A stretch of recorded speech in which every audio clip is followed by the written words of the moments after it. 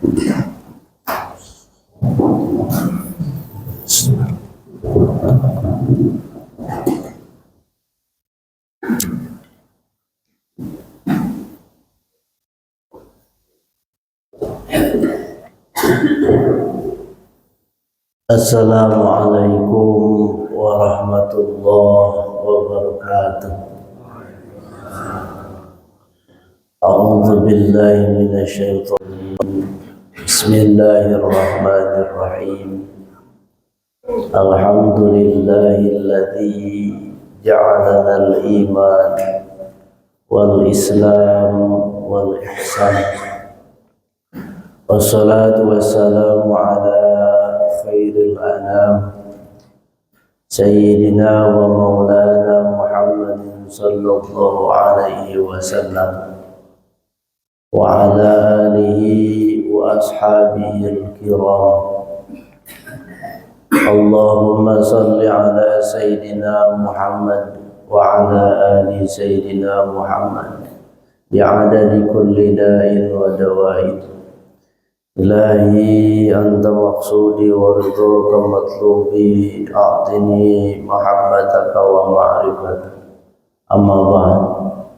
Waqad qala Allah ta'ala fi kitabihil karim wa huwa asdaqul qailin. A'udzu billahi as-sami'il 'alim minasy syaithanir rajim. Wa allaw istaqamu 'ala tariqatil asqainahum ma'an ghadaqa. Al-ayat. Wa qala an-nabiy sallallahu alaihi wasallam, afdhalu dzikri la ilaha illallah wa afdhalu du'a alhamdulillah. Al-hadis maknane wallahu a'lam ar-rasul bihaqiqati murad. Al-mukarramun wal muhtaramun, keluarga besar EKM Masjid Jamilul Huda, jamaah pengajian, bapak-bapak dan ibu-ibu, alhamdulillah wa syukru ala ni'amillah.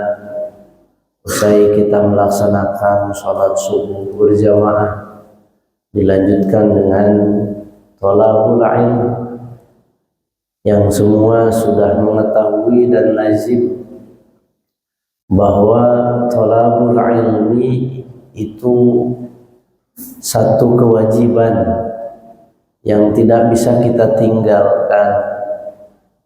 Kenapa?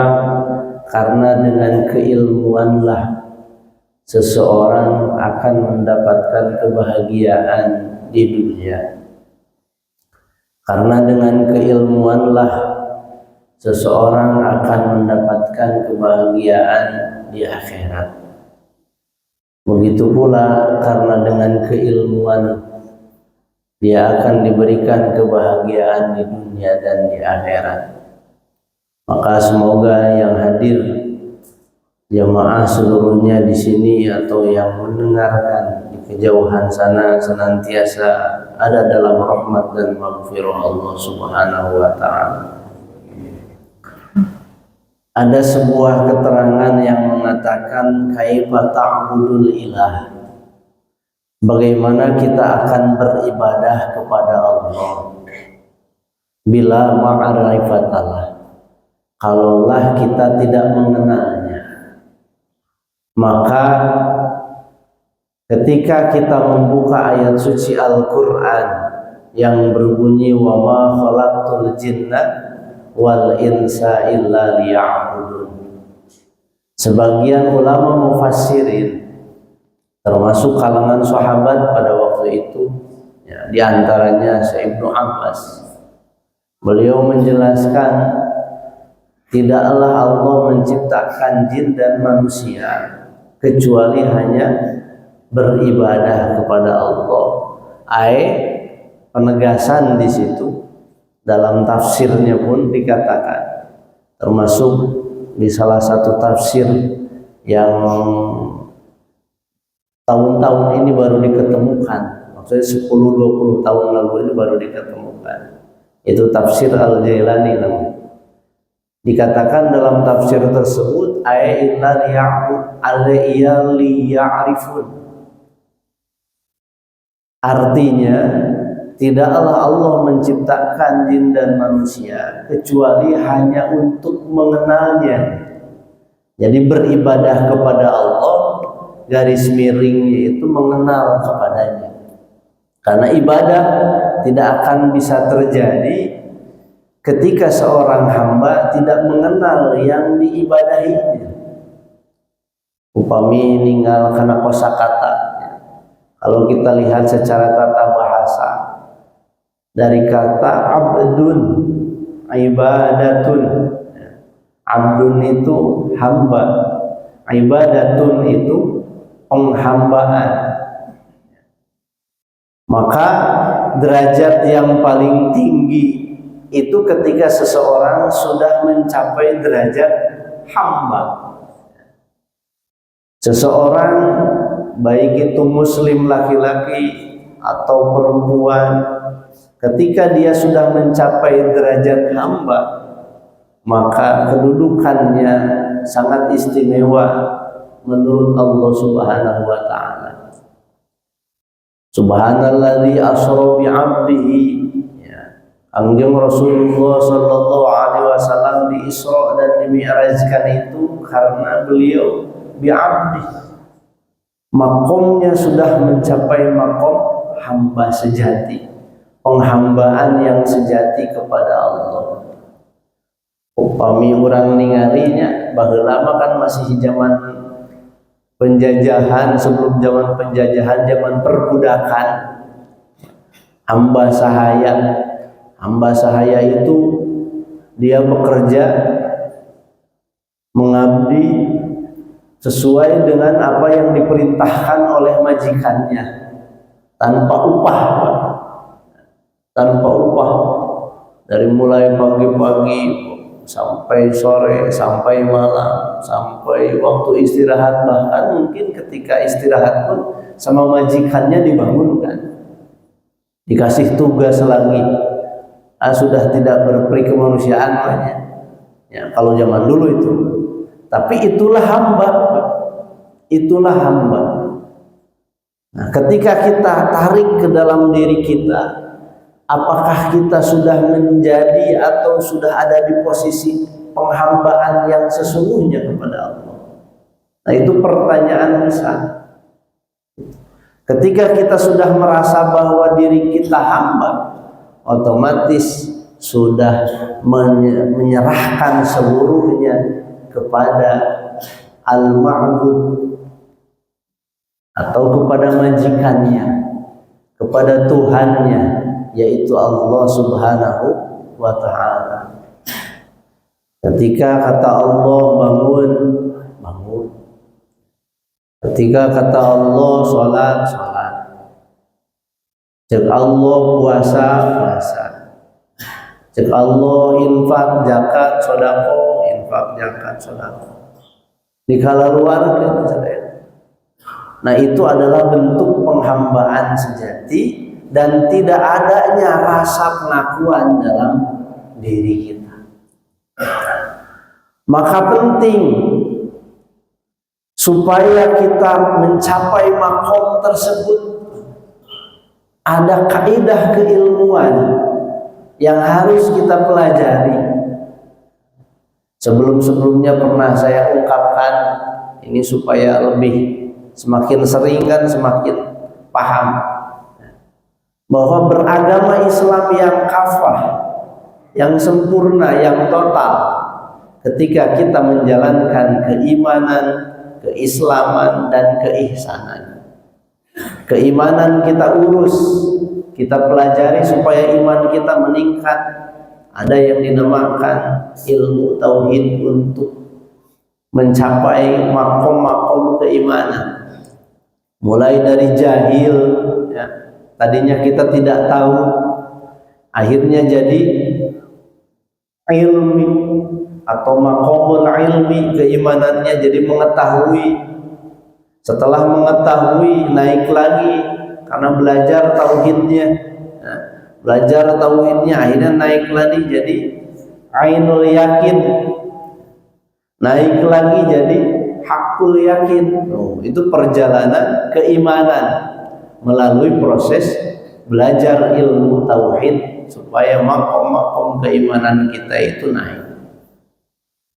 Keislaman pun supaya kita rapih dipelajari dengan sebuah keilmuan namanya ilmu fikih, baik fikih ibadah, tata cara ibadah kita kepada Allah, mulai dari wudu, ya, sholat, zakat, puasa, terus fikih muamalah, cara bersosial dengan baik antara tetangga dengan tetangga, antara seorang dengan yang lebih tua usianya, itu diatur dalam fikih muamalah. Termasuk di dalamnya ada perdagangan atau fikih tijarah. Ada juga fikih munakahah yang mengatur tentang pernikahan, sah dan tidaknya hubungan dua manusia, laki-laki dan perempuan, disatukan melalui akad pertikahan. Itu diatur semua oleh ilmu fikih yang namanya fikih munakahah. Termasuk bab talak, termasuk bab talak, bab cerai, ya, talak 1, talak 2, talak 3. Nah, itu diatur oleh fikih munakahah. Jadi jangan seenaknya, ya sedikit, jangan seenaknya karena ada sebuah masalah sudah rumah tangga selesai, masih hubungan dari belum ada rujuk. Nah, jangan sampai seperti itu.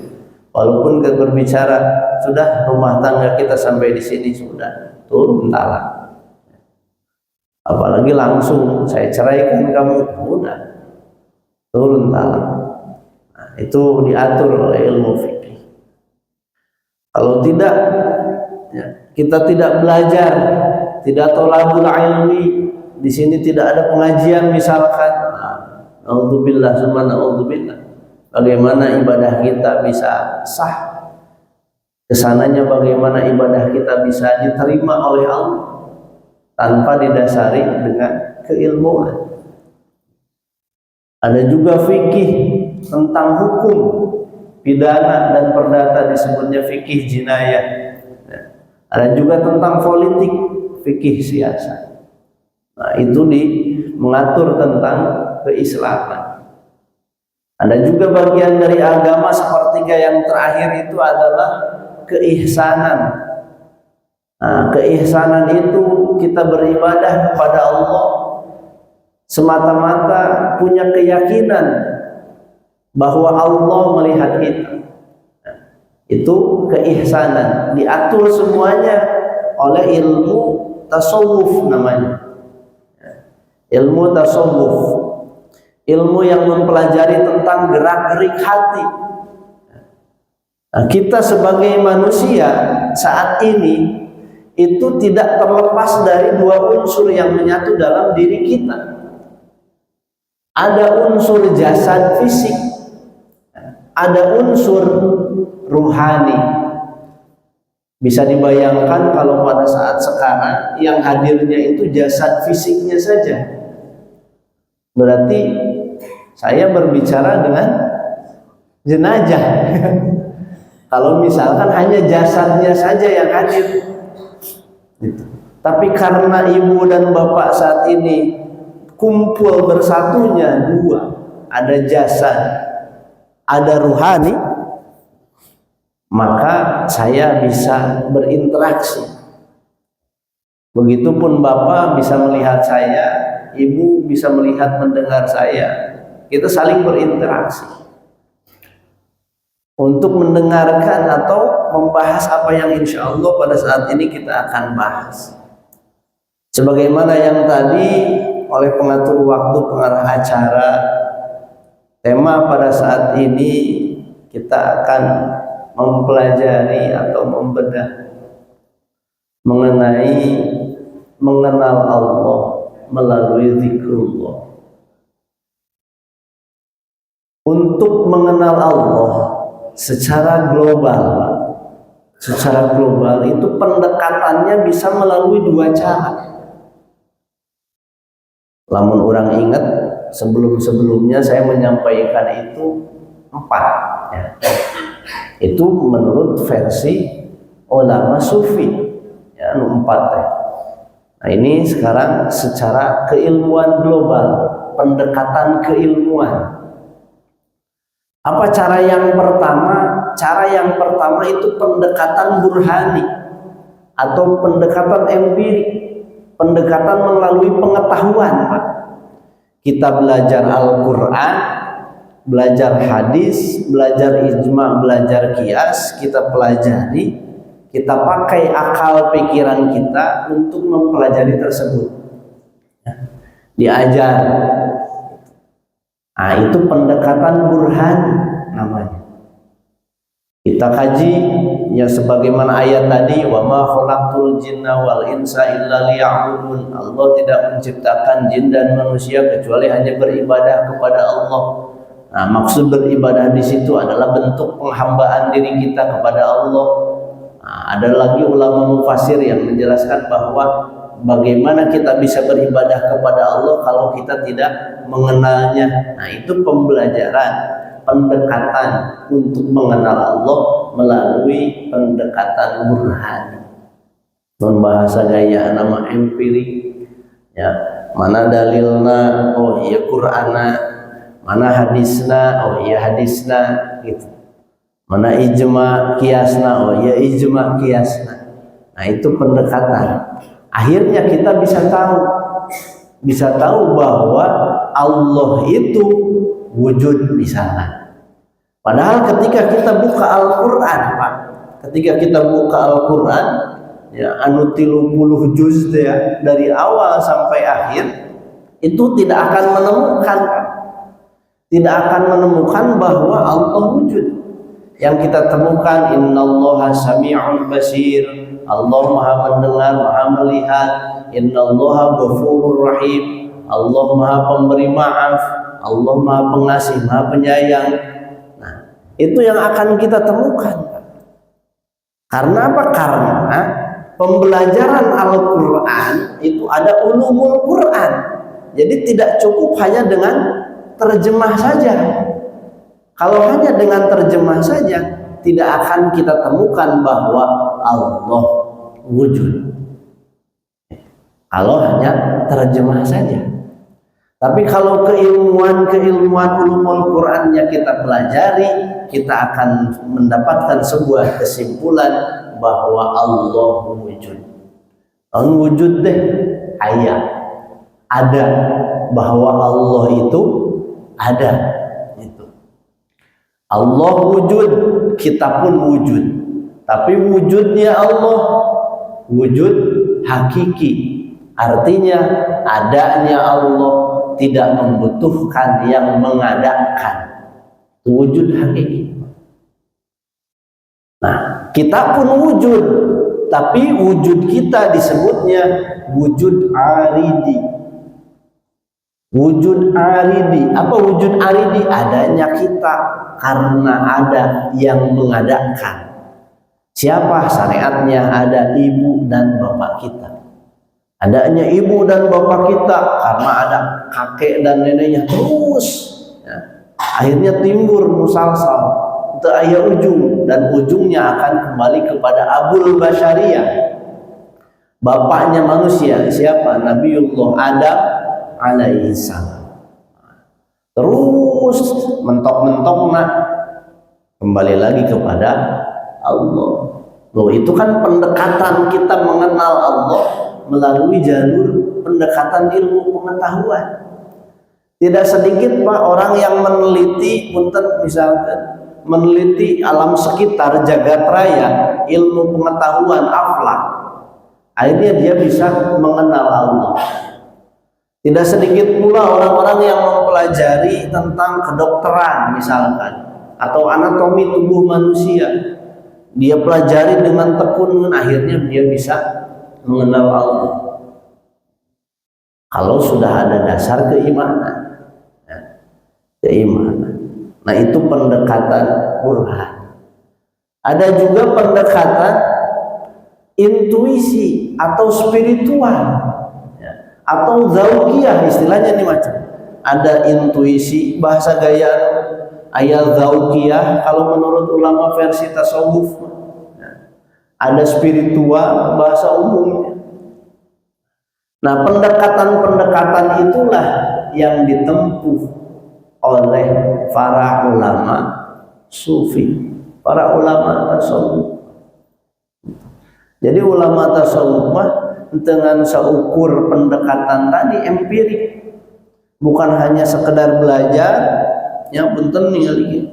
Kadang-kadang beliau sering kali munajat, ulama sufi itu munajat, munajat contoh misalkan ini anadopatu minal iman, ya kita kan sering mendengar itu anadopatu minal iman. Nah, untuk ulama-ulama sufi itu munajat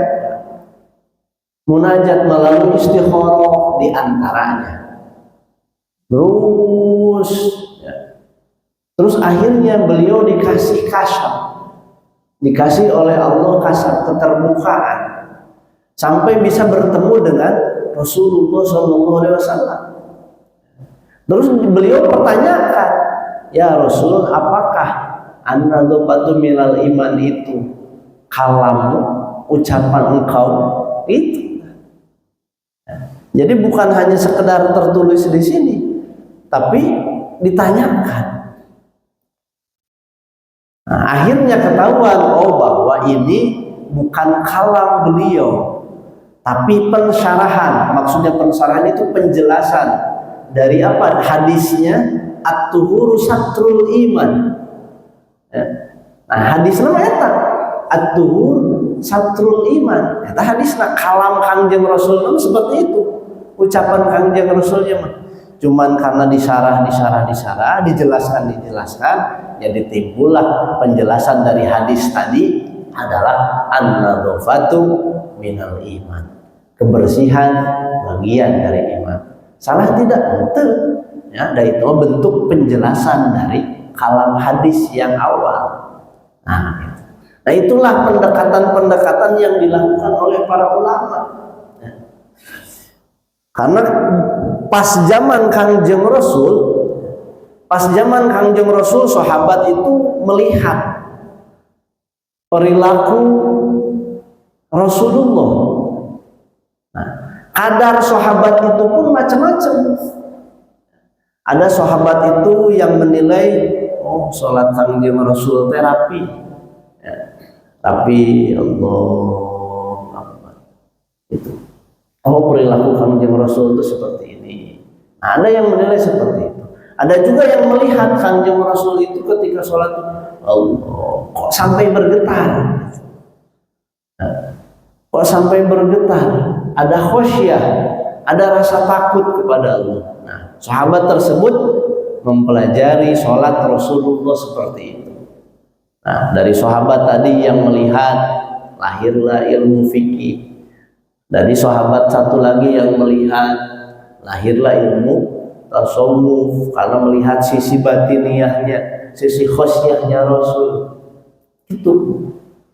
Nah, untuk saat ini karena zaman sekarang kita sudah mulai terbuka keilmuan, naon teu aya coba ayeuna tinggal buka HP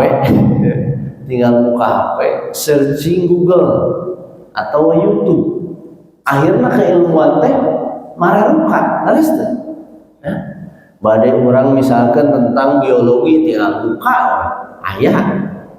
Kita mau menggaji tentang keilmuan, misalkan keilmuan astronomi atau ayah.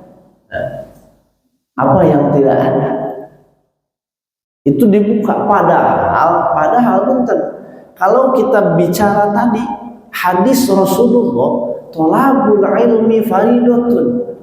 Nah, ku santri mah dibedah secara tata bahasa Arab antara tolab dengan al-ilm itu kumpul dua lafaz, kumpul dua kalimat. Yang pertama lafaz tolab, yang kedua lafaz al-ilm. Ketika kumpul dua kalimat tersebut disebutlah idofat.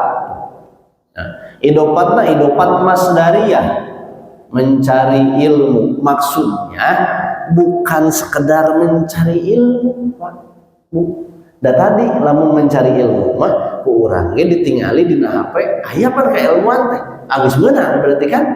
Nah maksudnya bukan itu ternyata, karena tadi tolab dan al-ilmu adalah idopat masdariyah, ai tolabul alim alladzi sahib, mencari seseorang yang mempunyai keilmuan dan kita mengkaji kepada orang tersebut gitu. Maka nah seperti ini lain seperti ini gitu.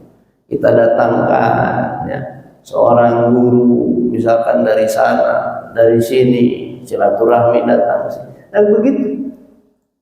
Lamun ngan saukurnya ngan ilmu mencari cukup di rumah untuk kudu siga kieu teu kudu. Teu kudu.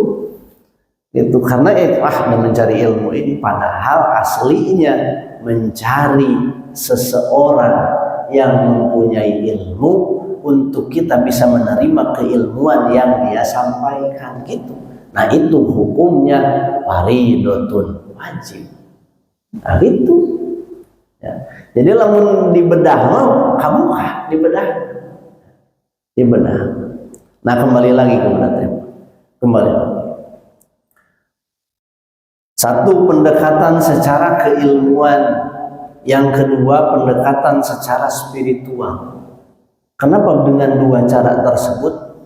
Karena kita pun dua, Pak. Kebutuhan yang kita butuhkan itu dua kebutuhan. Satu kebutuhan jasmani, jasad fisik. Kita butuh makan, harusnya. Butuh minum, butuh istirahat, butuh nanti, butuh pakaian, menyebuligir kan gitu ya, butuh dipakaian, butuh apa? Butuh tempat berteduh, mun bahasa Indonesia menurut sandang, pangan, papan. Nah, itu hanya untuk kebutuhan jasmani.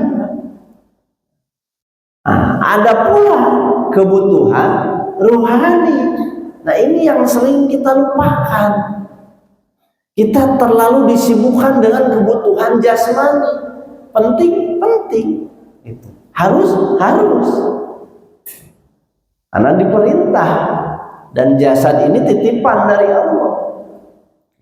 Tapi jangan melupakan bahwa dalam jasad ini pun ada ruhani, dan ruhani ini butuh, mempunyai sebuah kebutuhan sama dengan kebutuhan jasmani. Cuman kebutuhan jasmani mah berarti sesuatu yang memang terlihat. Air kita butuh minum, terlihat kan? Makan kita butuh makan, terlihat. Baju, pakaian, sandang, pangan, kendaraan kan terlihat. Itu semua kelihatan kebutuhan jasmani. Adapun kebutuhan ruhaniah apa? Itu tidak nampak. Tidak nampak. Apa kebutuhannya? Tadi kita butuh tahu dan kenal kepada Allah.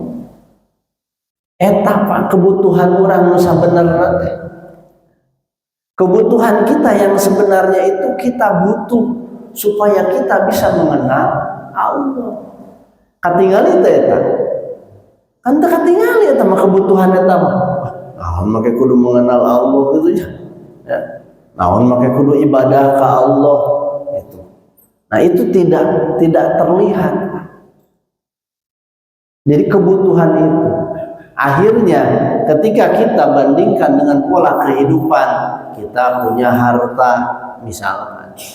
Kadang-kadang gelisah dengan harta yang kita punya. Terus ya. Itu kita diberikan kesehatan. Kadang-kadang suka ada kegelisahan, padahal sehat, padahal jajan, padahal punya uang, tapi sok aya kegelisahan. Kadang-kadang kita diberi sakit, kadang-kadang ngeunah, kadang-kadang ini Pak, kadang-kadang ada orang yang seperti itu, diberi sakit ngeunah gitu, nikmat gitu diberi sakit. Nah, kunaon bisa gitu. Laras teh pernah teu ngalaman orang teu damang tapi raos teu? Pernah teu? Ongko orang teh teu damang tapi raos teu. Gitu. Aya ketenangan, aya adem karena naon? Karena ngabari ngajalankeun ibadah. Sok bakal gitu. Ya. Eta teh kudu karaos kayak gitu. Mimiti nama mimiti awalnya ketika kita sakit, ngeluh awalnya. Tapi setelah kita pasrahkan, itu kenikmatan nanti naik. Ngeluh natos teu aya, nu ayeuna nikmat. Jadi cek batur gering teh. Ya. Kata orang lain dia sakit, tapi dirinya tidak merasakan sakit. Karena ngeluhna tos teu aya, ya semuanya terus dipasrahkan ke Allah. Jadi sakit nanti ibadah. Nah, eta. Kemana nih jadi kadinya? Mengenal Allah melalui zikrullah.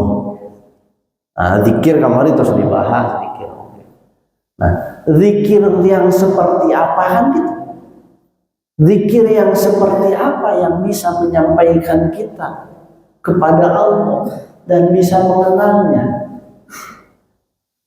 Nabi Musa alaihissalam kantos bertanya ke Allah, kan Musa teh kadu gelar. Apa gelarnya Nabi Musa? Kalimullah. Apa tuh ibu-ibu mah kalimullah? Jadi gelarnya Nabi Musa itu nabi nu dipaparin ku Allah yang dikasih bisa mukalamah dengan Allah. Mukalamah itu berbicara dengan Allah. Tapi pingsan heula Nabi Musa. Begitu dibuka hijab ku Allah ketika dia pergi ke Sinai, ya, Tur itu kan gunung, pergi ke gunung Sinai, ya. Eta pas begitu dibukakan hijab ku Allah bisa bermukalamah dengan Allah, tapi pingsan langsung. Nabi Musa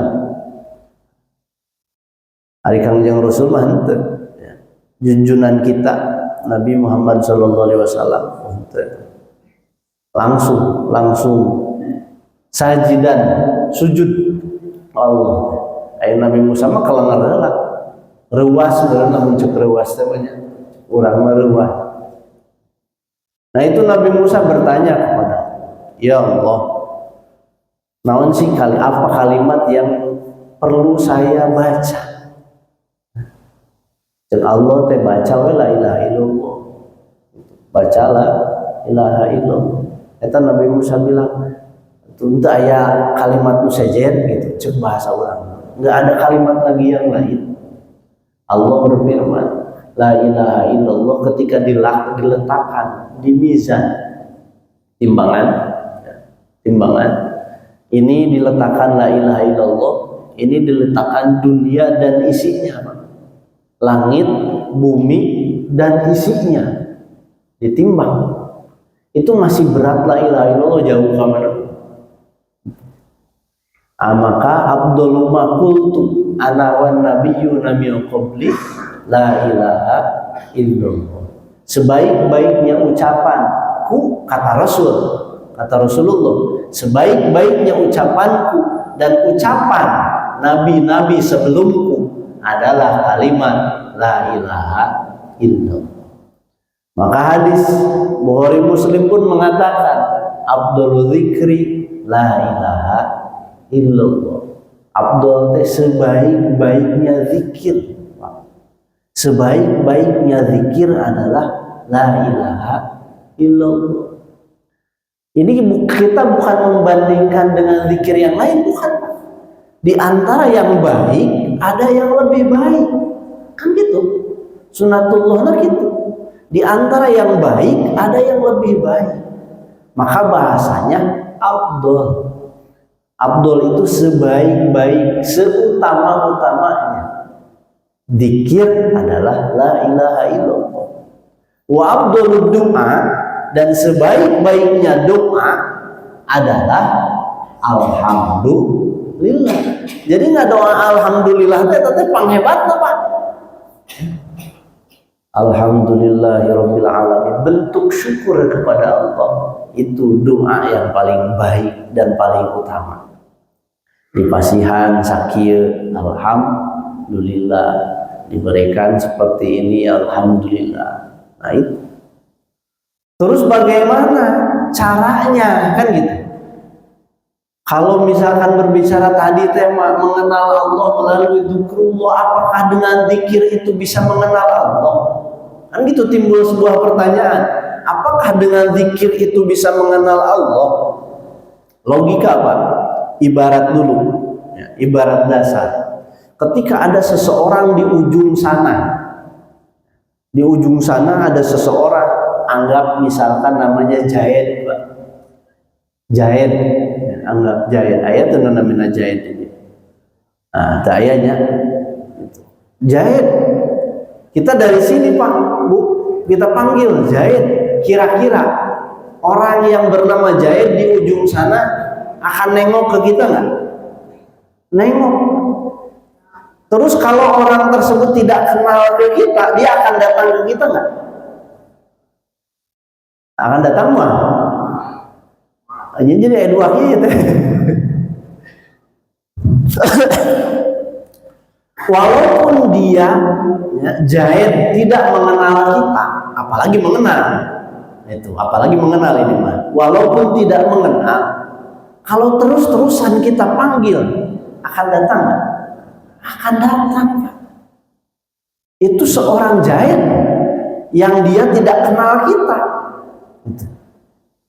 Kita pun tidak tahu kepribadian Jaid misalkan. Cuman kita tuh Jaid panggil gitu. Kata orang Jaid itu misalkan, mohon maaf ya, kata orang si Jaid itu baik. Kata orang si Jaid itu dermawan gitu. Kita panggil terus. Atau sengaja kita datang ke sana gitu. Atau sengaja kita menghampiri dia. Maaf Pak, apakah ini dengan Bapak Jaid? Pasti gitu kan? Nggak mungkin, Pak. Bapak itu baik hati, gitu. Tolong bantu saya misalkan. Kan nggak mungkin seperti itu. Ketika awal-awal, pasti kita negur dan kita bilang Jaid. Itu logika dasar Pak. Bagi Allah tidak ada umpama. Ya. Bagi Allah itu laisa kamitslihi syai'un. Tidak ada perumpamaan. Ini supaya logika kita jalan, ya, kehartilah supaya keharti. Itu hanya seorang Jaid. Ini yang punya Jaid Pak. Yang punya Jaid, yang punya kita, yang menciptakan Jaid, yang menciptakan kita, yang menciptakan alam dunia dan isinya. Terus-terusan kita panggil, ya.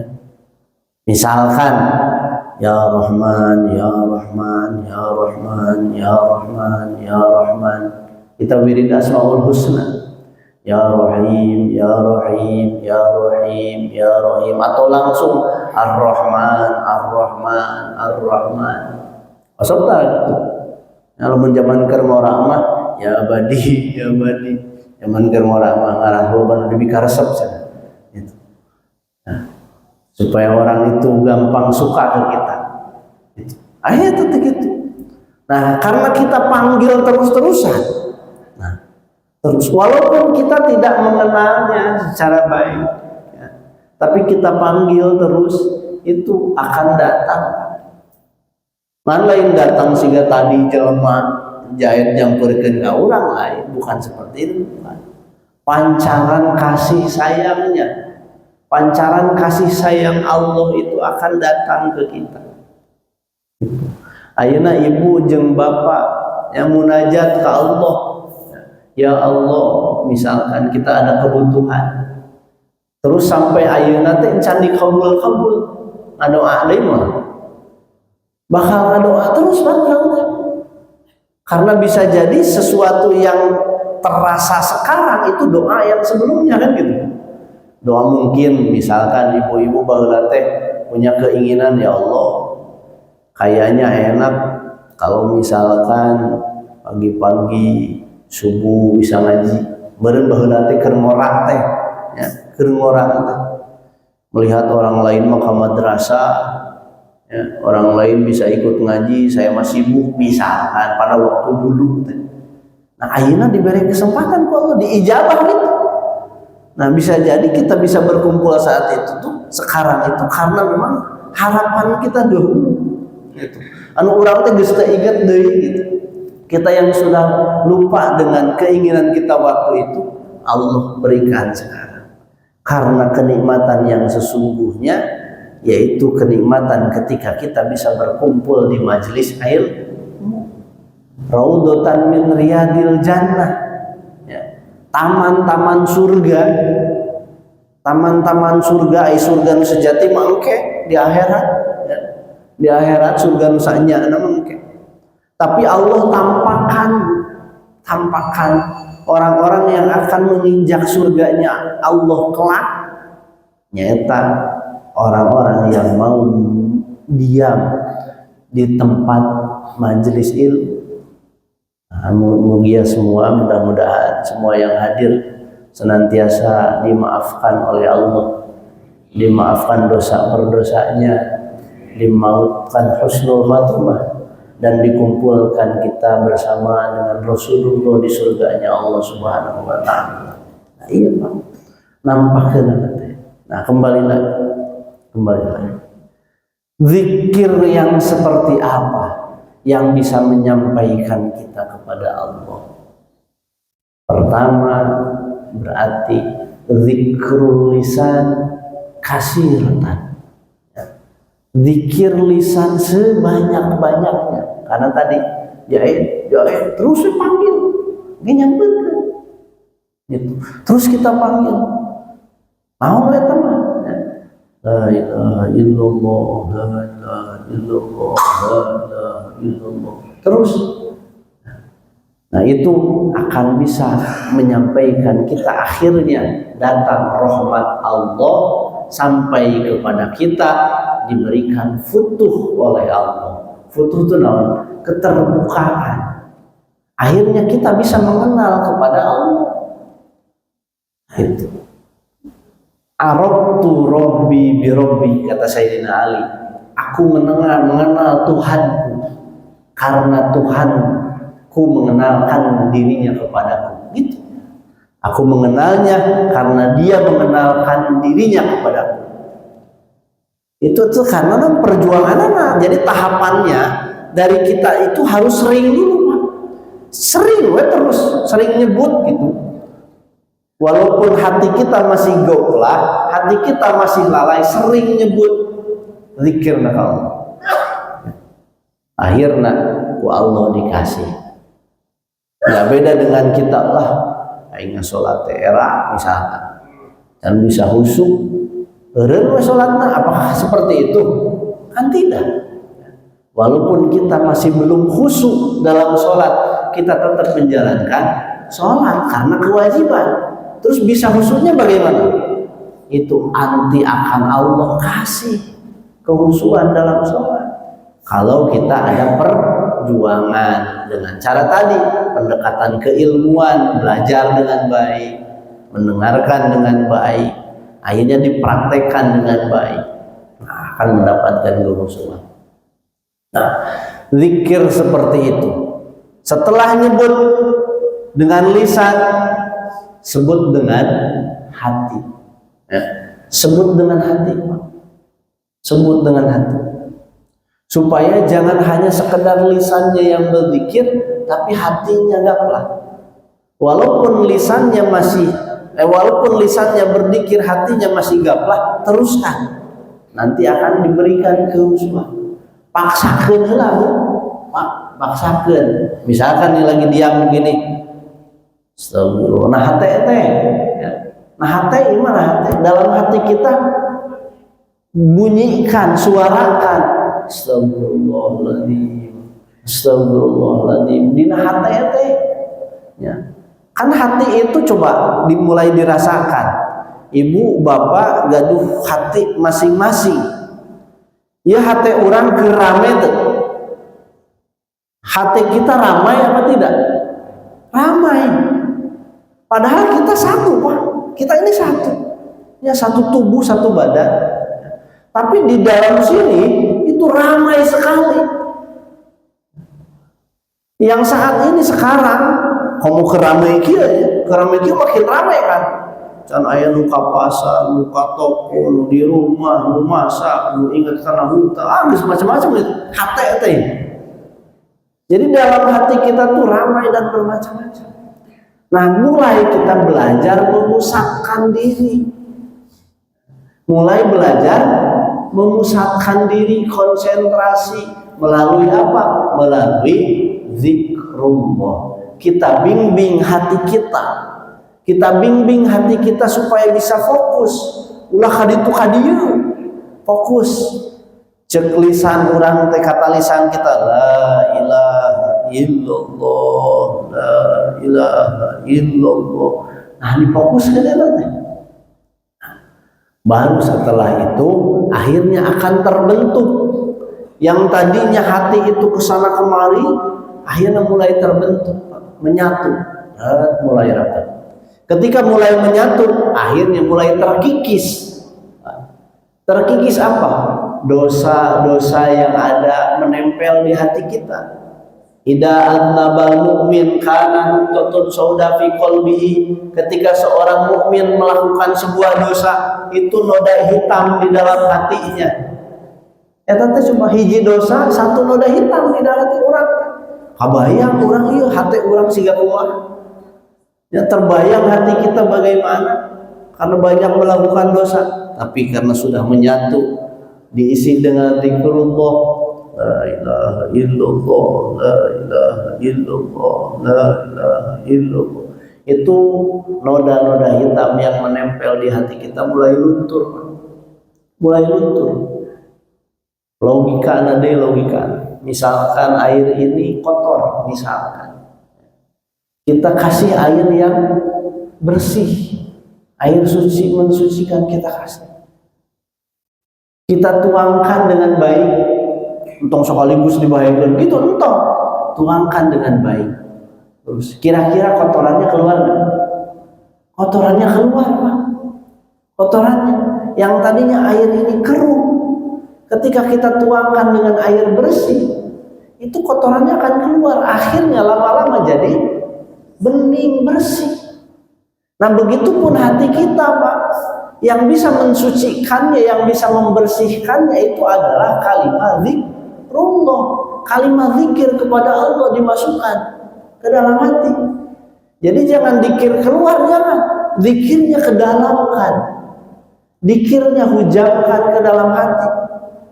La ilaha illallah, la ilaha illallah. Itu tak. La ilaha illallah, la ilaha illallah. Masuk. Akhirnya kolbu ini nanti lama-lama akan bening. Ketika kolbu ini bening, sampailah nur ilahiyah. Ya, iya. Kan tembus, Pak. Ningali teh kaditu teh tembus karena bening. Teu aya nu ngahalangan. Akhirnya al-mu'min mir'atul mu'min dalam hadis.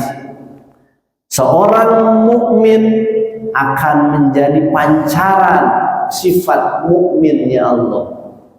Itu. Kalau sebagian ulama al-mukmin mir'atul mukmin, seorang mukmin yang baik itu menjadi contoh bagi mukmin yang lainnya. Nah, itu versi ulama fikih. Kita pakai itu juga gitu. Tapi kalau versi ulama-ulama sufi, ulama-ulama tasawuf, al-mu'min mir'atul mu'min, seorang mukmin itu pancaran dari sifat mukminnya Allah. Sifat mukminnya Allah kalau kita ilustrasikan. Karena ini bening, nyampe kan ya. Bisa kemana-mana. Cahaya bisa kemana-mana. Itu. Berarti yang baik itu siapa? Dirinya atau Allah? Kalau dia sudah menjadi mukmin, ya, yang baik itu dirinya atau Allah? Allah yang maha baik menyampaikan sifat, memancarkan sifat mukminnya, akhirnya dia berbuat kebaikan ke sesama. Itu, Pak. Jadi pancaran anak. Nah, itulah misalkan berbicara mengenai zikrullah. Nah, sebelum karena jam sore itu masih ada waktu? Masih ya?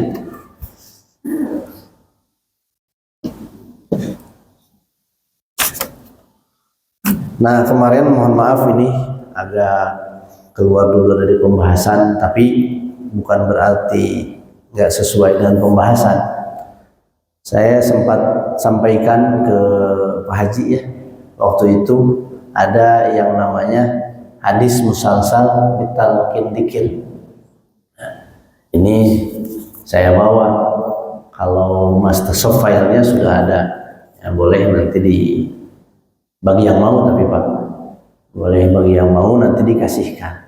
Dalam arti begini Pak, sengaja saya bawa itu, sengaja saya bawa bahwa zikir la ilaha illallah itu zikir yang sanadnya sampai kepada Rasulullah Shallallahu Alaihi Wasallam.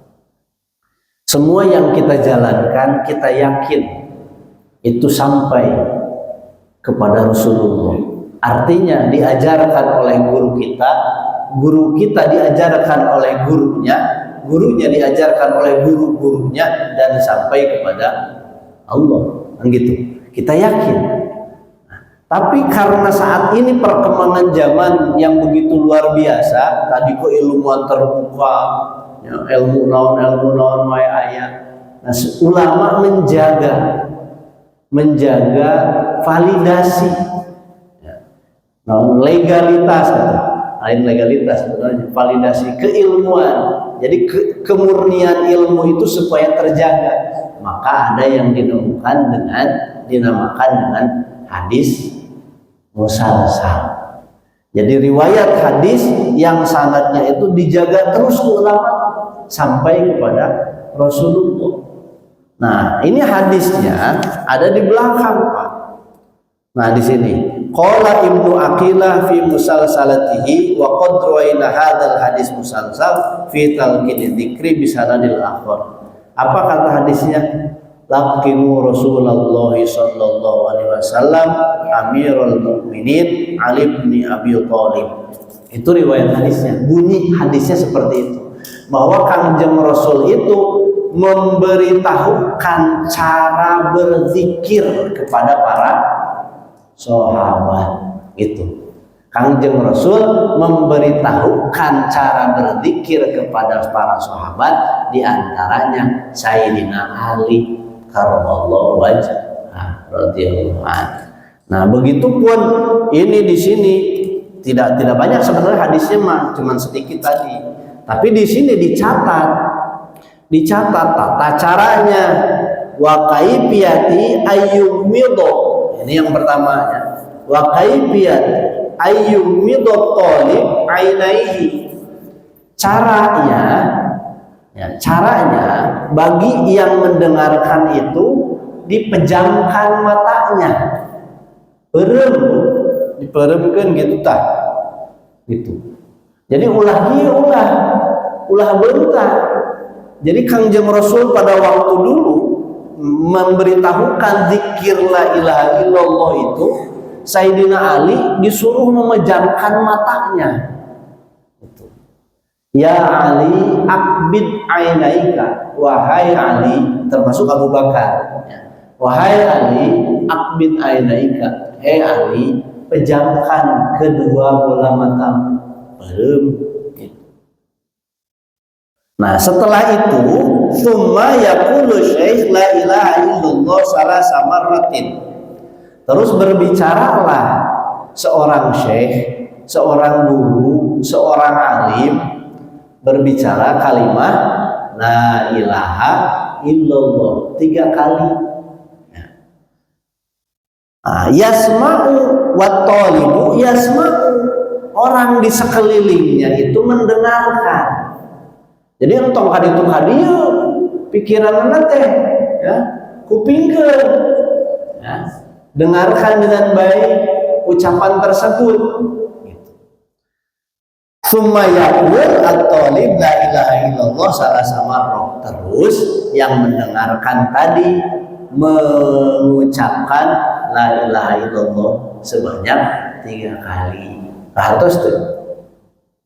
Nah, jadi simkuring ayeuna ibu jeung bapak peureum ieu socana teh peureum ya kupingkeun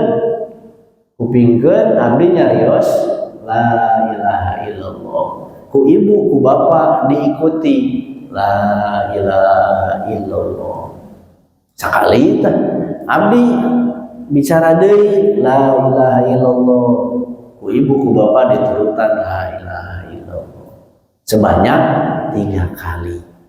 Nah, watalqina talqin bisighati. Nah, saya pribadi ya, di talqin atau diberitahukan cara berzikir ini dari beberapa masyayikh, dari beberapa guru. Ada yang guru di Indonesia ya, salah satunya Syekh Ibnu Maksum Al-Hajj, sudah meninggal 10 tahun yang lalu ya. Salah satunya juga yang dari Kiai Haji Jejen Jenderal Bajul Ashab ya, Sukabumi bro, sudah meninggal juga beliau. Kalau yang dari luarnya Syekh Yasir bin Salim. Syekh Yasir bin Salim itu di Yaman, sama Syekh Fadil itu di Mesir. Jadi 2 ulama luar negeri yang memberitahukan ke saya cara berzikir ini dan hadis riwayat ini. Dan beberapa ulama asli pribumi gitu, asli pribumi yang ngasih tahu pula kepada saya. Nah, kalimatnya adalah la ilaha illallah Muhammadur Rasulullah fi kulli lamhatin wa nafasin adada ma wasi'ahu ilmullah. Coba turutan heula. Tapi jangan dulu dipejamkan matanya ya, supaya hafal heula imam. La ilaha illallah Muhammadur Rasulullah fi kulli lamhatin wa nafasin adada ma wasi'ahu ilmullah. Nah sakitu katilu kali eta teh. Nah, ieu lamun ku abdi dibacakeun panjang ya. Saya dari Syekh Yasir bin Salim. Syekh Yasir bin Salim dari Syekh Ahmad Ali As-Soleh, tinggal dibaca ya, tinggal dibaca. Ini sampai kepada Rasulullah satu-satu teh. Saya punya guru, tercatat di sini semua. Ya, nu bahasa Arab nama membiungkul, yang bahasa Arabnya cuma tadi itu tadi cara, ya, caranya. Jadi saya tidak ada ganjalan ketika ngasih ke Pak Haji. Ya.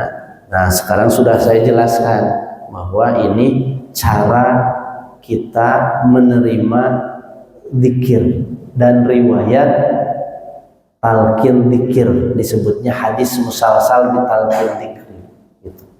Nah, kita bacakan Fatihah dulu ya, semoga apa yang kita baca terutama kalimah la ilaha illallah minimal Pak atau minimal urang teh boga la ilaha illallah guru nanti jelas gitu tah.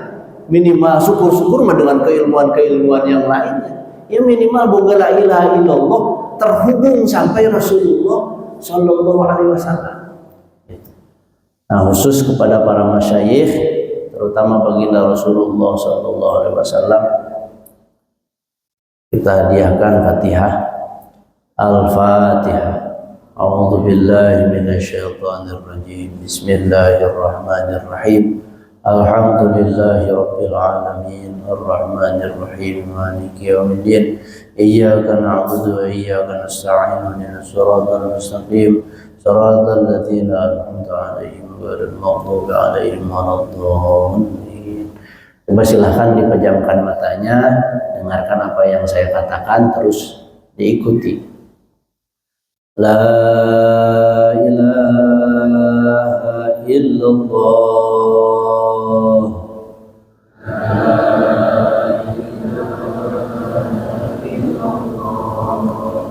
La ilaha illallah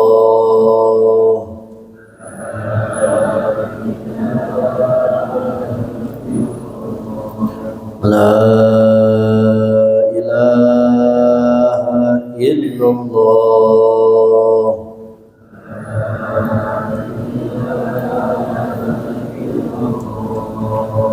La ilaha illallah.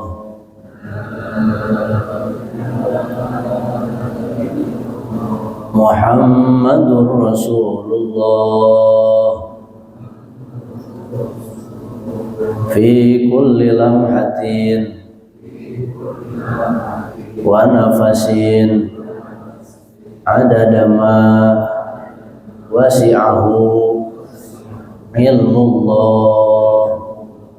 La ilaha illallah.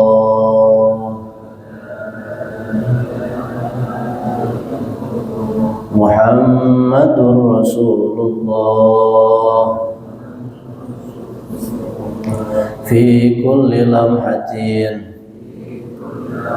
wa nafasin adada ma wasi'ahu ilmullah. La ilaha illallah. Muhammadur Rasulullah. Fi kulli lamhatin wa nafasin adada ma wasi'ahu ilmullah. Al-Fatihah. A'udzu billahi minasyaitonir rajim. Bismillahirrahmanirrahim. Alhamdulillahi rabbil alamin arrahmanir rahim maliki yaumiddin. Iyyaka na'budu wa iyyaka nasta'in ihdinas siratal mustaqim siratal ladzina an'amta 'alaihim ghairil maghdubi 'alaihim waladdallin. Nah, ini mah silahkan disimpan dengan baik ya. Ini mah bisi ya. Bisi di mana sih itu? Nah, hadisnya jelas, riwayatnya pun jelas, dan nama-namanya pun sampai ke Rasulullah gitu. Jadi dia teh mau dibacakan cek abdi tadi panjang, dibacakan lumayan panjang. Nah, moga berkah manfaat ya, semuanya. Ini berbicara hadis musalsal Pak, bukan berbicara kaifiatul zikri. Ada lagi cara berzikir dengan baik supaya mudah, itu ada lagi. Nah, itu mah insya Allah momennya nanti supaya kita tahu dulu bahwa zikir ini gurunya itu jelas dan hadisnya pun jelas dan riwayat hadisnya pun dengan caranya pun sama sebagaimana yang dijalankan oleh Rasulullah Shallallahu Alaihi Wasallam. Nah, sementara sampai di sini dulu, barangkali dilanjutkan oleh pengatur waktu pengarah acara. Mangga nyalakan.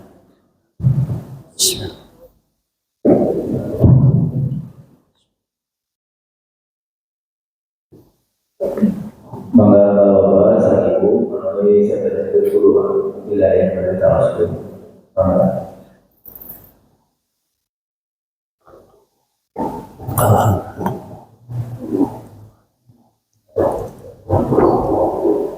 Bismillahirrahmanirrahim. Assalamualaikum warahmatullahi wabarakatuh. Waalaikumsalam warahmatullahi wabarakatuh. Ustaz, ada sedikit pertanyaan yang mungkin yang dari awal kita bahas mengenai konotasi daripada bahasa apa. Mungkin saya sadarkan dengan takwa. Apabila bahasa kita tahu bahwa takwa menjalankan sebuah perintah Allah yang jauh keselamatan dari bahasa dan bisa bahasa. Terus kita lihat dengan bahasa apa bahagia seluruh jiwa dan raga kita hanya kepada Allah. Disadarkan juga dengan surat Al-Mujadlah, surat 51 ayat 50, surat 51 ayat 56. Yang mungkin tanpa kecuali aku ciptakan jin dan manusia hanya untuk beribadah.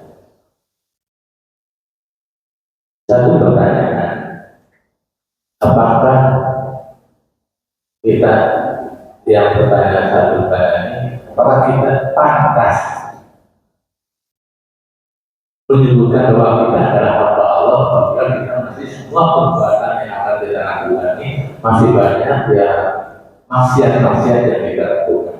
Suatu contoh, kita menyumbangkan sedikit sedekah atau jariah dengan menuliskan hamba Allah. Soalnya konotasi bahasa pengertian hamba itu pengabdian seluruhnya kepada Allah. Berarti itu dan jiwa raga sudah tidak ada kata maksiat lagi di sana. Sudah tidak ada kata maksiat. Nah, kalau kita pantas bahwa kita menyebutkan bahwa ini kita adalah hamba Allah.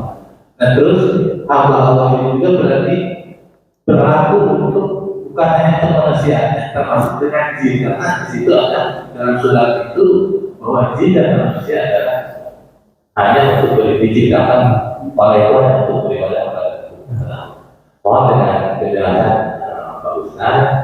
Jadi terkadang saya hanya nyumbang 50.000 atau 10.000 dengan tulisan kata Allah. Tapi pribadi sendiri dengan apa yang dari Pak Ustaz jelaskan, ya ngeri-ngeri juga. Kita belum bisa disebutkan hamba Allah yang sebenarnya. Berarti Pak Ustaz terima kasih. Assalamualaikum warahmatullahi wabarakatuh. Waalaikumsalam warahmatullahi wabarakatuh. Langsung Pak ya. Apakah pantas kita menyandang gelar hamba Allah? Nah, gitu pertanyaannya Pak ya. Ada sebuah syair yang senantiasa dibaca biasanya di setiap hari Jumat biasanya. La ilaha stulil firdausi ala wala aqwa ala naril jahim fahabli taubatan waghfir dhunubi fa innaka ghafirul dzambil azimi. Itu bentuk penghambaan, bentuk ungkapan penghambaan. Jadi seorang pantas disebut hamba atau tidak ketika dia sudah mempunyai rasa minimal seperti tadi, ilahil firdausi ahla, ya Allah saya ini tidak pantas ke surga ya Allah. Berarti dia sudah mengukur dirinya ya. Berarti dia sudah mengukur dirinya. Pahabli, tapi saya tidak kuat ya Allah. Kalau misalkan saya ke neraka, jangankan dimasukkan ke neraka sana, rokok ya atau korek kita bakar ke telunjuk sudah panas, apalagi neraka sana yang panasnya ribuan kali, jutaan kali lipat. Pahabli ya Allah, walaupun saya banyak dosa, maafkan ya saya ya Allah, dan terima tobat saya. Itu intinya. Nah, itu adalah sebuah bentuk penghambaan diri. Jadi kembali ke pertanyaan, apakah kita pantas menyandang gelar hamba? Jawabannya, kita ini masih belum pantas sebagai hamba. Jawabannya ya. Tapi kita berusaha sebagai seorang hamba yang menghambakan diri kepada Allah. Itu jawabannya Pak. Terus boleh kita menulis ketika kita nyumbang, tuliskan we hamba Allah gitu. Boleh. Cuma tadi nggak salah juga ketika kita tulis ya nyumbang 50.000, tuliskan Rapli we. Ketika panitia nanya namanya siapa Pak? Rapli. Udah bilang aja Rapli, beres gitu. Jadi hamba namanya siapa Pak? Hamba Allah. Itu misalkan boleh. Cuma alangkah baiknya sudah sebut saja nama. Kalau memang si panitia itu meminta nama kepada kita, itu ya. Nah, adapun kalau misalkan mau menyembunyikan, ya, kan sodakoh itu pisiri wa alaniyah. Kalau berbicara sodakoh itu bisa secara sembunyi, bisa secara terang-terangan. Nah, kalau secara sembunyi, ya kita lewat yang lain. Maksudnya lewat cara lain. Apakah ada korpak masjid gitu, orang masukkan? Kan itu mah sudah tidak ada pertanyaan nama siapa. Nah, cara Tapi kalau ada panitia, ya kalau nanya panitianya, kalau nggak nanya mah nggak usah. Itu dituliskan raplik gitu, begitu. Ya, kalau panitianya nanya, namanya siapa Pak? Raplik ya itu tulis raplik. Nah itu bentuk atau cara penghambaan diri kita kepada Allah melalui jalan sosial. Ya, itu Pak. Ya, dicukup sementara ya. Nah, enggak.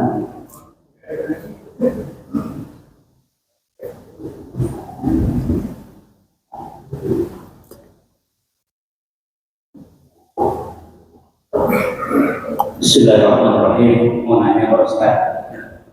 Tadi Ustaz mengatakan bahwa ada orang-orang bermakom tertinggi, artinya pemahaman agamanya sudah begitu tinggi dalam, kemudian pelaksanaan dalam kehidupannya juga banyak dan ya tinggi. Tapi tidak sedikit orang-orang yang akhirnya tergelincir dalam arti oleh karena pemahaman yang sedemikian tinggi, cara yang melaksanakan agama juga akhirnya salah. Menurut kita yang awam. Saya contoh itu beberapa waktu yang lalu kita menyaksikan bahwa di video itu ada kaos yang mengatakan bahwa tidak perlu kita umroh ke Mekah, itu cukup ke Eropa dengan biayanya. Pertanyaan saya adalah kenapa orang-orang yang banyak tahu tentang agama akhirnya justru melenceng dari agama itu sendiri? Terima kasih. Langsung Pak ya. Kenapa orang yang banyak tahu agama justru akhirnya melenceng dari agama? Jawabannya karena mempelajari agamanya sebatas pemikiran Pak. Jawabannya mempelajari agamanya hanya sebatas pemikiran. Semakin orang mengejar pengetahuan secara pemikiran, dia akan tergelincir oleh pemikirannya karena menuhankan akal pikirannya, bukan menuhankan Allah Pak. Itu jadi bukan menuhankan Allah, malah menuhankan akal pikirannya. Padahal kita ini punya Rob, punya ilah, yaitu Allah Subhanahu wa Ta'ala. Akal pikiran ini titipan dari Allah. Untuk apa? Untuk mempelajari dan mengkaji setiap keilmuan, supaya keilmuan yang didapatkan itu bisa menyampaikan diri kita kepada Allah. Itu jawabannya seperti itu Pak ya. Semoga tidak puas. Tapi Ustaz ya, kalau menggunakan pemikiran, ya, akhirnya begitu orang-orang yang mengikuti seolah-olah tidak mikir gitu. Kok sesuatu yang tidak benar justru diikuti, diambilkan gitu. Ya. Nah kalau misalkan saya tidak berbicara seseorang Pak ya, mohon maaf. Nah ini kalau misalkan kita sudah punten-punten ini sudah memuji seseorang Pak, apa yang akan dia lakukan itu kalaupun salah dianggap benar gitu. Kalau kita misalkan saya sudah muji seseorang, muji seseorang, bahwa ini loh guru saya, ini loh ayah saya, ini loh, jadi gus ini loh. Nah ketika dia melakukan sebuah kesalahan, pikiran kita akan terbuka apa enggak? Nggak akan terbuka Pak. Hati kita nggak akan terbuka, tetap akan baik. Kita alihkan. Kita punya anak kita melakukan sebuah kejelekan Pak. Kita akan ngebela dia nggak? Kemungkinan besar kita akan ngebela dia Pak, karena dia anak kita. Begitupun sebaliknya, seorang ayah melakukan sebuah kesalahan, anaknya akan bela nggak? Kemungkinan besar anaknya akan membela. Tapi anaknya, permasalahannya nih, apakah ketika si anak membela ayahnya itu tahu bahwa ayahnya itu salah? Nah, itu permasalahannya. Jadi ketika seseorang membela seseorang, nah, itu permasalahannya tahu nggak kesalahannya. Kalau fanatik buta, ya itu salah otomatis. Ya, otomatis salah. Itu. Tapi kalau misalkan tidak ada kefanatikan, oh mungkin guru saya, orang tua saya, anak saya sedang lupa. Itu kalau anak yang baik, gitu. Ya, mungkin guru saya, anak orang tua saya itu sedang lupa, tolong dimaafkan. Itu anak yang baik. Tapi kalau anak yang kurang baik, ayah saya benar, gitu. Ayah saya benar, dengan padahal kenyataannya seperti itu, gitu Pak. Ya, jadi kembali lagi kepada pola dan pemikiran kitanya masing-masing. Semoga kita tidak terbawa kepada arus-arus yang kita nggak paham. Nah, dan secara keilmuan syariat pun tidak ada yang berbicara seperti itu, kan gitu. Ya. Adapun tolong jaga hati kita masing-masing. Ya. Tolong jaga hati kita masing-masing. Fu anfusakum wa ahlikum naro. Jangan sampai dalam hati kita ada dendam, ada ucapan jelek. Kalau sebatas pemikiran itu silahkan. Oh dia salah karena tidak sesuai dengan syariat. Tidak ada syariat untuk menjalankan ibadah seperti itu, kan gitu. Nah itu secara pemikiran dan keilmuan. Tapi hati kita secara pribadi jaga. Jangan sampai ada keburukan dalam hati kita kepada siapapun. Clear? Ya. Sementara begitu Pak, barangkali ada lagi. Assalamualaikum warahmatullahi wabarakatuh. Waalaikumsalam warahmatullahi wabarakatuh. Setelah saya mendengar sangat hadis zikir la ilaha illallah, mendengarkan dari Al-Ustaz, di sini hanya diriwayatkan bahwa Rasulullah mentalkitkan kalimat la ilaha illallah pada Ali Sayyidina Ali radhiyallahu anhu sebanyak 3 kali. Tapi sampai saat ini berkembang la ilaha illallah menjadi banyak ini versinya. Jumlahnya pun ada yang 40, 50, 165 seperti yang dirutinkan oleh jamaah Suryalaya. Apakah kami yang mengamalkan jumlah banyak ini sudah keluar dari pansunnya Rasulullah? Ada beliau hanya mengatakan 3 kali saja. Terima kasih. Pentalkinan itu 3 kali, ya, pentalkinan yang dijalankan oleh Rasul. Terus kita menjalankan zikirnya lebih dari 3 kali. Nah, apakah tidak keluar dari aturan Rasul begitu ya pertanyaannya? Nah, itu bentuk pentalkinan itu kita memberitahukan cara zikir. Nah, adapun kita baca 165 kali misalkan, nah itu kaifiyatul zikr, tata cara berzikir supaya zikirnya itu sesuai dengan aturannya, kadarnya. Kalau obat itu dengan dosisnya. Jadi salah tidak ketika kita berzikir lebih dari itu? Enggak Pak, enggak salah.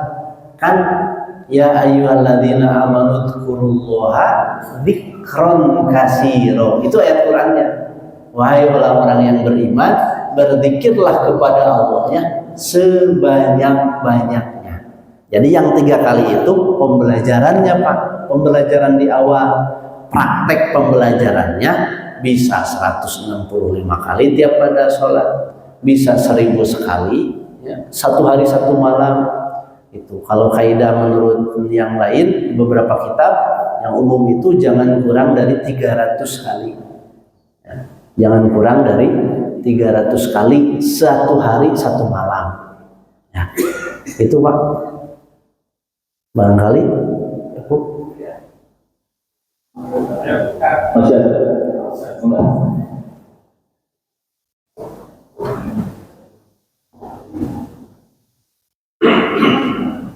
Assalamualaikum warahmatullahi wabarakatuh. Waalaikumsalam warahmatullahi wabarakatuh.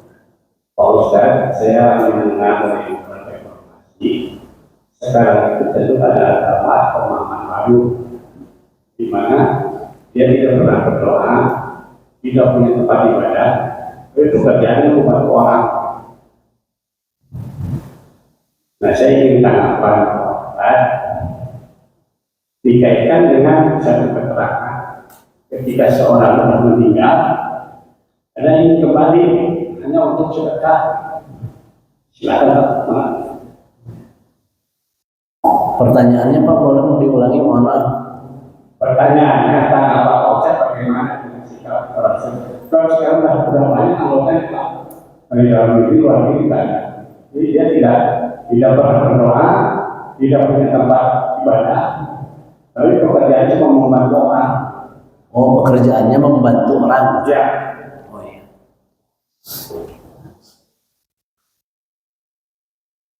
Membantu orang itu sesuatu yang baik, Pak. Membantu orang itu sesuatu yang baik, sesuatu yang bagus, dan sesuatu yang dianjurkan dan diperintah bahkan oleh syariat agama.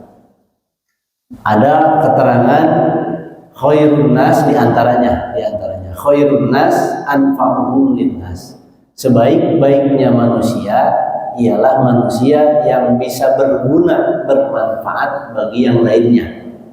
Kita punya ilmu, dikasih sharing keilmuannya, berarti dia sudah memanfaatkan ilmunya. Kita punya harta, dipakai harta ini untuk membantu sesamanya. Itu baik itu pembangunan masjid, musola, madrasah, yatim piatu, jompo, fakir miskin. Dia pakai hartanya Pak untuk membantu yang lain. Itu bagus, itu baik. Tapi ada tapinya. Kalau tidak didasari dengan keagamaan, tidak beribadah, tidak berdoa, itu sesuatu yang kurang tepat. Ini bisa dikatakan kurang tepat. Kan gini, Allahu yaghdabu ala man la yas'al. Allah itu benci kepada seseorang yang tidak pernah meminta, yang tidak pernah berdoa kepada Allah. Kenapa Allah tidak suka orang yang tidak pernah meminta? Karena orang yang tidak meminta kepada Allah, maksudnya orang yang tidak pernah berdoa kepada Allah, berarti dia mempunyai kekuatan yang luar biasa. Dia mempunyai kekuatan yang luar biasa, seolah-olah tanpa pertolongan Allah pun saya bisa, kan gitu ya. Kalau orang yang tidak pernah dan tidak mau berdoa. Nah, jadi tanggapan dari saya, kebaikan dalam membantu orang lain teruskan, dan itu harus, dan itu disyariatkan oleh agama, dianjurkan oleh Rasulullah, diperintahkan oleh syariat agama. Tapi tambah lagi dengan menjalankan aturan agamanya, aturan agama Islamnya, ibadahnya pakai, ya, ibadahnya jalankan. Karena ibadah, namun ini diperpanjang lagi nih, karena kita membantu seseorang pun itu ibadah Pak, ya, tapi ibadahnya ibadah ghair mahdud, ibadah sosial. Sedangkan dikatakan kesempurnaan beribadah itu dua unsur Pak. Tiga unsur kesempurnaan ibadah ini, tiga unsur harus menyatu. Satu, ibadah sosial, ya, membantu orang lain itu ibadah tapi sosial. Dua, ibadah ritual, harus ada munajatnya, harus ada gerak sholatnya, harus ada gerak infak sodakohnya, harus ada niat zakatnya. Jangan mengeluarkan sodakoh tapi zakatnya yang wajib lupa, ya, gitu. Jadi harus ada niat zakatnya pula, gitu, ketika mengeluarkan itu. Berarti dua, sosial, ritual, dan spiritual. Nah, ketika ketiganya ini menyatu dalam diri kita, dijalankan ketiga-tiganya, baru dinamakan kesempurnaan dalam beribadah. Walaupun diri kitanya masih merasa kurang baik dalam menjalankan ibadah, minimal 3 itu dijalankan. Beda lagi nih, mohon maaf, tolong dipisahkan antara kajian pengetahuan, wawasan keilmuan berbicara. Wawasan keilmuan itu berbicara kesempurnaan ibadah itu ritual, spiritual, dan sosial menyatu, dijalankan semuanya. Itu kacamata ilmu pengetahuan syariat agama berbicara seperti itu. Kacamata diri kita pribadi secara personal, jangan merasa kita bisa menjalankan ibadah yang baik. Gitu. Itu pengaplikasiannya, Pak. Jadi secara personalnya tidak ada rasa, karena bentuk penghambaan tadi, pertanyaan yang awal, bentuk penghambaan diri kita ini harus tetap ada kepada Allah. Salah satunya adalah tadi merasa bahwa diri kita ini masih banyak salahnya. Nah, itu harus dipertahankan dalam diri kita. Itu Pak, ya, menjadi banyak tinggi. Saya mohon maaf, intinya. Ya. Apakah orang yang bersedekah di kawah bersedekah jor-joran, orangnya tidak pernah berdoa, tidak pernah beribadah, apakah sedekah yang jor-joran itu tertolak? Tidak ada nilainya. Nah, kalau masalah sedekah yang jor-joran itu tertolak atau tidak, itu kembali lagi kepada niat dianya, Pak. Kalau niat dianya baik semata-mata karena Allah, itu satu hal yang bagus. Untuk sisi itu kan, ya, bisa dipahami. Untuk sisi itu, dia bagi-bagi nih, dia punya keuntungan dari sisi itu. Contoh, mohon maaf, seseorang yang agamanya bukan Islam, Pak, dia suka bagi-bagi, ya, benar kan? Suka ada yang seperti itu. Nah, itu versi agama kita, dia itu baik, gitu.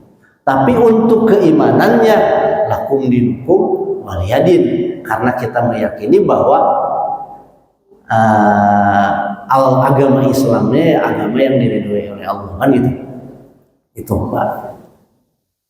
Masih kurang? Maka masih ada terus Pak. Bapak cekap sementawis jawaban ti abdi. Karena waktu sudah habis, untuk yang terakhir saya mohon sama Ustaz untuk berbicara dengan doa. Allahumma salli ala sayyidina wa habibina wa syafi'ina wa maulana Muhammad wa sallim wa radiyallahu tabaraka wa ta'ala an salatina ashabi rasulillahi ajma'in, amin ya Allah ya rabbal alamin. Bismillahirrahmanirrahim. Hamda syakirin, hamdan na'imin, hamdan yuwafi ni'amah wa yukafi majidah, ya rabbana lakal hamdu kama yanbaghi li jalali wajhikal karim wa 'azimi sultanik. Allahumma salli ala sayyidina Muhammadin tibbil qulub wa dawaiha wa afiyatil abdan wa shifaiha wa nuril absar wa diyaiha wa ala alihi wa sahbihi wa sallim. Allahumma aftah qulubana bifutuhil arifin, Allahumma aftah qulubana bifutuhil arifin, Allahumma aftah qulubana bifutuhil arifin. Allahumma inna ala dzikrika wa syukrika wa husni ibadatika. Allahumma a'inna ala dzikrika wa syukrika wa husni ibadatika. Allahumma a'inna ala dzikrika wa syukrika wa husni ibadatika.